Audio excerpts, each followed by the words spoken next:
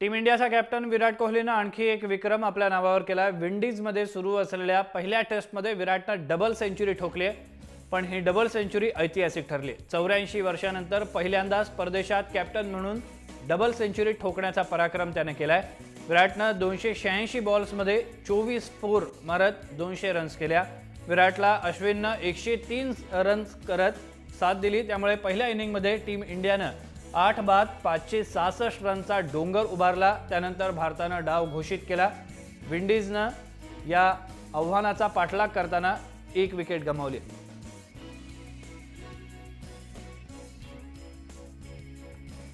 परदेशात double century ठोकणारा पहिला भारतीय कॅप्टन बनलाय। 84 वर्षांनंतर त्यानं हा रेकॉर्ड मोडलाय। 1932 पासून हा पराक्रम कोणत्याही भारतीय कॅप्टननं केला नव्हता।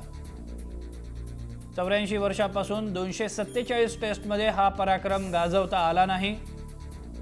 अझरुद्दीननं कॅप्टन म्हणून परदेशात 192 रन्सची इनिंग केली होती, मात्र त्याला देखील द्विशतक करता आलं नव्हतं। जानेवारी 2006 मध्ये धोनीची फैजलाबादमध्ये नाबाद 148 रन्सची इनिंग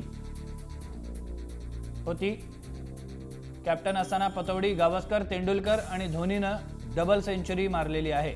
मात्र परदेशात डबल सेंचुरी मारणारा 84 वर्षांनंतरचा विराट हा पहिलाच कॅप्टन बनलाय।